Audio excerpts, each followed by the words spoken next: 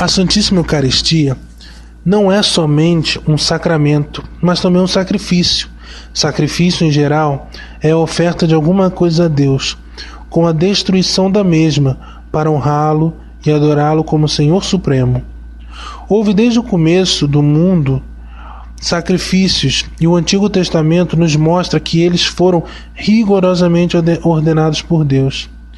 Estes sacrifícios, porém, devem ser abolidos, porque não passavam de figuras do verdadeiro sacrifício da nova lei, tanto assim que Daniel predisse o fim dos mesmos com bastante clareza. O sacrifício da nova lei é o do próprio Jesus Cristo, no patíbulo da cruz, e quanto a isso não há divergência alguma entre católicos e protestantes.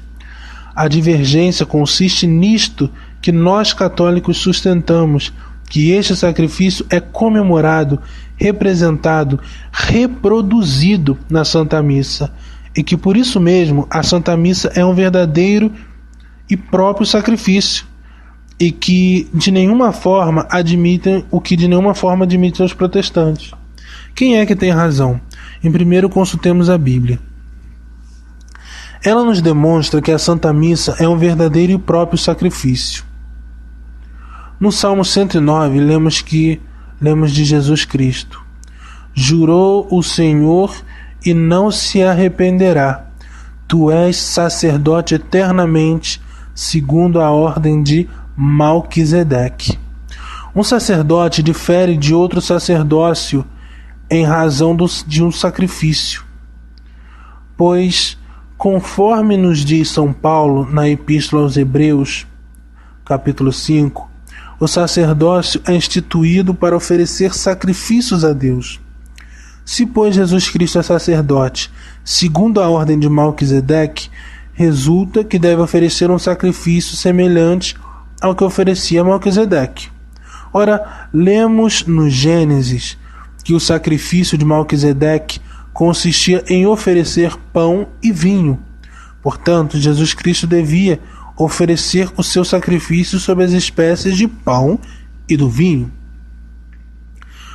o que se realiza na Santa Missa. Logo, a Santa Missa é um verdadeiro sacrifício. Em Malaquias, lemos: quem há entre vós que feche as portas e acenda o lume do meu altar gratuitamente? O meu afeto não está em vós, diz o Senhor dos Exércitos, nem eu receberei algum denotativo da vossa mão, porque desde o nascente do sol até o poente é o meu nome grande entre as gentes, e em todo lugar se sacrifica e se oferece em meu nome em oblação pura. O que aqui prediz o profeta é uma oblação, um sacrifício que em um Novo Testamento deve substituir os sacrifícios judaicos, e descrevendo os caracteres diz: primeiro, que será oferecido desde o nascimento do sol até o poente, que é como dizer, em toda a parte. Segundo, entre as gentes, isto é, entre povos distintos dos judeus. E terceiro, e que será mundo. Ora, isto convém somente à Santa Missa. Portanto, a Santa Missa é um verdadeiro sacrifício. Vamos explicar o argumento. Que o profeta fale aqui de um sacrifício que será oferecido em um Novo Testamento é claro, pois ele prediz que esse sacrifício substituirá os sacrifícios dos judeus, que serão repudiados por Deus, o que não se deu senão no Novo Testamento, depois da vinda de nosso Senhor, que é Jesus Cristo. Igualmente, é claro que os caracteres desse sacrifício convêm à Santa Missa.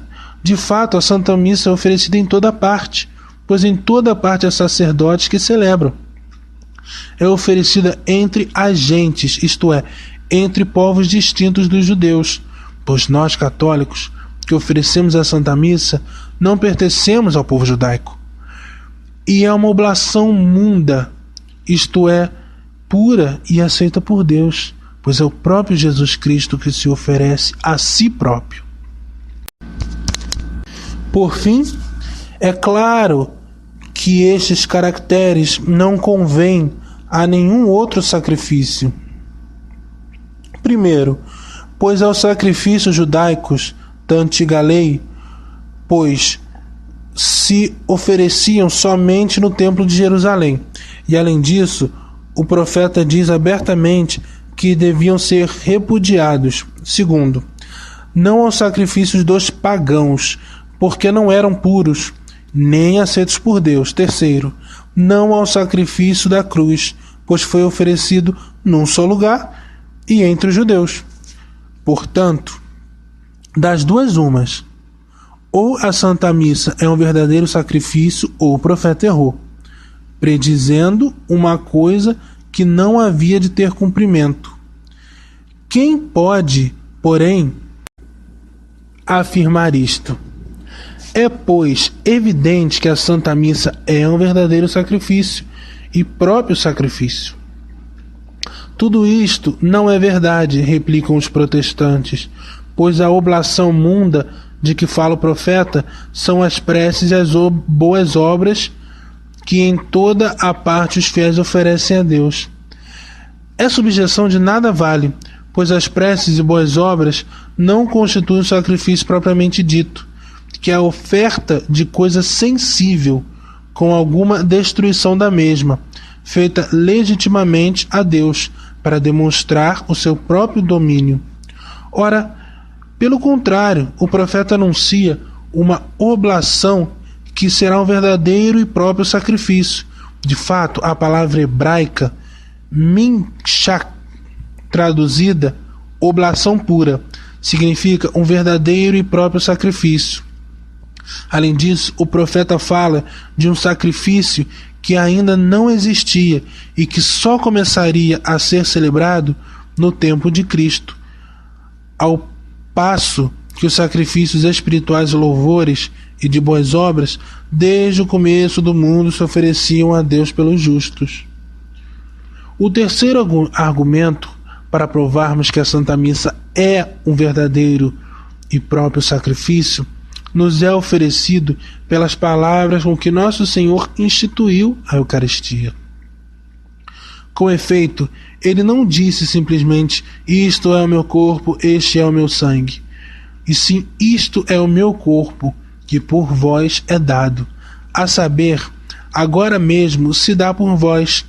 Este cálice é o Novo Testamento em meu sangue, que é derramado para a remissão dos pecados, a saber, agora mesmo se derrama. Assim lemos no texto original de Lucas. Ora, dar o corpo e derramar o sangue pela remissão dos pecados significa, na linguagem da Divina Escritura, oferecê-los em sacrifício. Logo, Jesus instituiu a Santíssima Eucaristia, ofereceu um sacrifício. Segue-se, portanto, que a Santa Missa é um verdadeiro sacrifício, pois os sacerdotes na Santa Missa fazem o que Jesus fez na última ceia, conforme o mandamento do próprio Jesus: fazei isto em memória de mim. Enfim, o próprio São Paulo, na sua primeira epístola aos Coríntios, atesta que os primeiros cristãos ofereciam a Deus o sacrifício da missa. Eis o texto: o cálice da bênção, ao qual bendizemos, não é a comunhão do sangue de Cristo? O pão que partimos não é a participação do corpo de Cristo? Considerai a Israel segundo a carne, não são participantes do altar aqueles que comem dos sacrifícios? Não podeis participar da mesa do Senhor e da mesa do demônio? O apóstolo quer, por estas palavras, afastar os cristãos de comerem das vítimas oferecidas nos altares dos falsos deuses dos pagãos. Para este fim, assim argumenta: quem come das vítimas oferecidas no altar, por isso mesmo participa deste altar, isto é, participa do culto que se atributa à divindade adorada neste altar, e confirma a sua asserção pelo exemplo do povo de Israel, que, comendo das vítimas oferecidas no templo de Jerusalém, por isso mesmo participava do culto tributado a Deus nesse templo. Ora, se isto é verdade, como podeis vós, que fostes participantes da mesa do Senhor, onde o cálice que bebemos é a comunhão do sangue de Cristo e o pão que partimos é a participação do corpo de Cristo, como podeis, comer das vítimas oferecidas nos altares dos pagãos e, por conseguinte, participar do culto dos demônios, pois as divindades dos pagãos são demônios? Não vedes que não podeis participar da mesa do Senhor e da mesa dos demônios?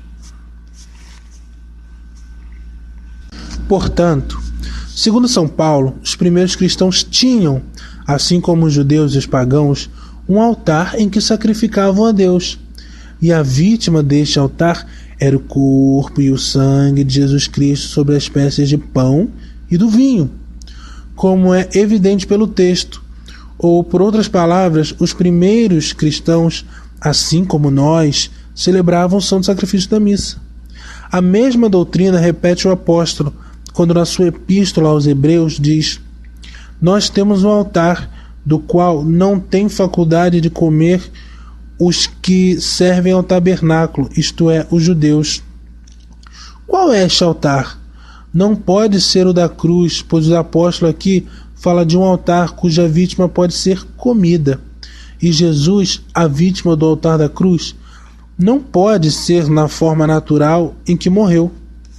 Logo, é o altar em que ofereceu a missa. Mas não diz o apóstolo São Paulo na sua epístola aos Hebreus que Jesus Cristo ofereceu uma só vez e consumou para sempre, como é com esta única oferenda, a obra da expiação? Sim, disse, e por este motivo não deve ser oferecido outro sacrifício para completar os méritos da redenção.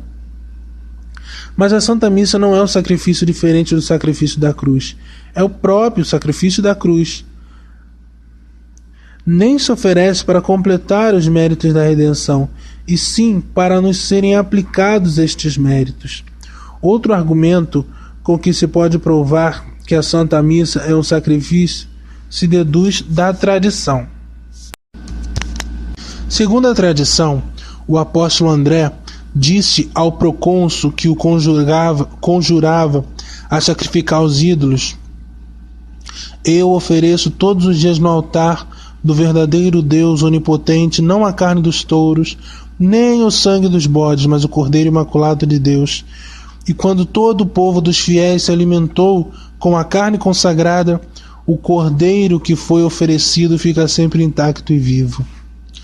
Na sua primeira apologia ao imperador romano São Justino, que morreu em 150, fez menção das partes do sacrifício cristão: leitura e explicação da Sagrada Escritura, oferta do pão e do vinho, transubstanciação das ofertas e a distribuição aos fiéis.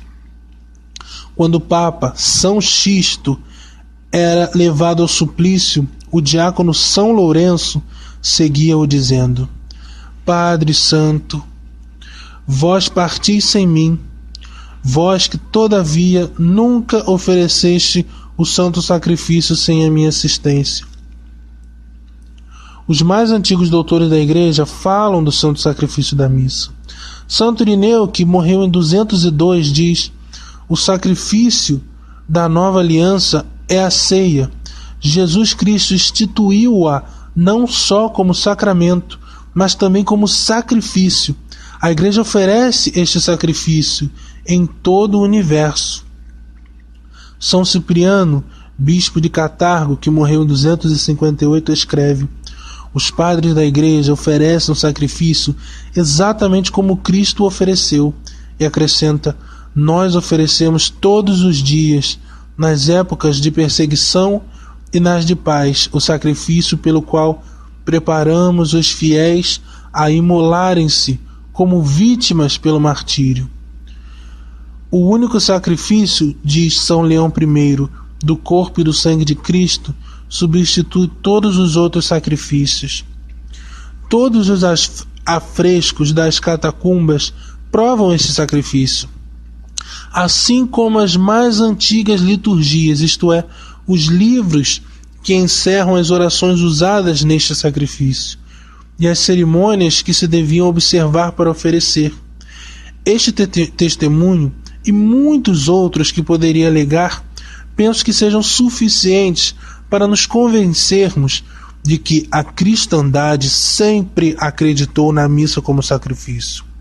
Quem primeiro negou esta verdade foi o herege Lutero, e ele mesmo diz que foi o diabo que o impeliu a fazê-lo.